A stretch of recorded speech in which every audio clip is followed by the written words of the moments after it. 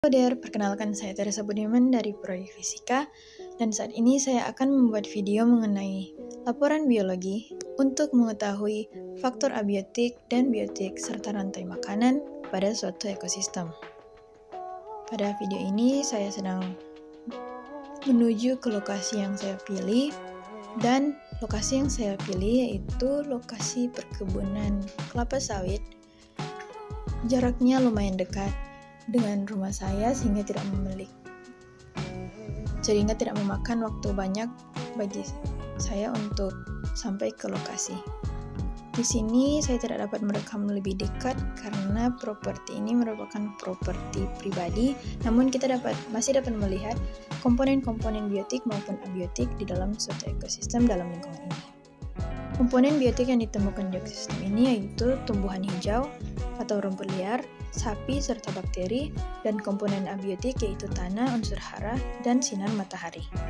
Klasifikasi yang kita temukan di ekosistem ini adalah produsen, konsumen primer, konsumen tersier, dan dekomposer, di mana tumbuhan sebagai produsen menangkap cahaya matahari serta oksigen dan unsur hara yang terkandung dalam tanah dan memproses materi-materi anorganik tersebut sehingga menghasilkan materi organik yang nantinya akan dikonsumsi secara langsung oleh konsumen primer, yaitu herbivora di ekosistem ini sapi.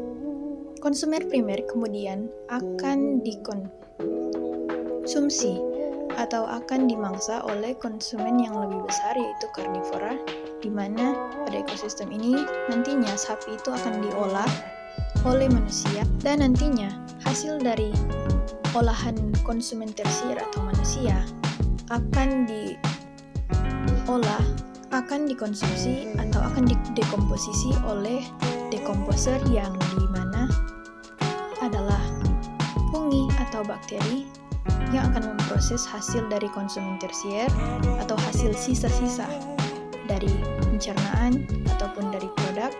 Juga dekomposer juga dapat mendekomposisi bangkai-bangkai atau mayat mati dari konsumen primer dan hasil dekomposisi tersebut akan menghasilkan materi-materi anorganik yang akan diserap oleh tanah atau unsur hara sehingga materi-materi tersebut dapat membantu penyuburan tanah yang nantinya akan membantu pertumbuhan produsen atau tumbuhan agar tumbuhan semakin subur dan bertambah banyak sehingga baik konsumen primer maupun konsumen tersier dapat terpenuhi kebutuhan makanannya sehingga pada suatu ekosistem terjadi hubungan saling ketergantungan antara komponen-komponen di mana konsumen primer tidak dapat bertahan hidup tanpa produsen dan konsumen tersier tidak dapat bertahan hidup tanpa konsumen primer.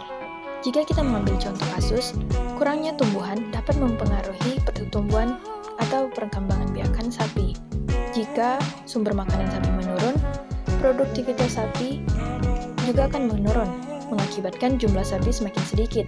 Jika jumlah sapi semakin sedikit, makin sedikit juga stok makanan atau stok olahan nantinya bagi manusia. Jika hal ini terjadi, maka tidak akan ada juga hasil olahan atau hasil sisa olahan yang akan didekomposisi oleh dekomposer. Sehingga hubungan saling ketergantungan ini sangat signifikan antara produsen, konsumen tersier, dan dekomposer di mana ketiganya tidak dapat hidup tanpa satu sama lain. Demikian video ini. Thank you for watching.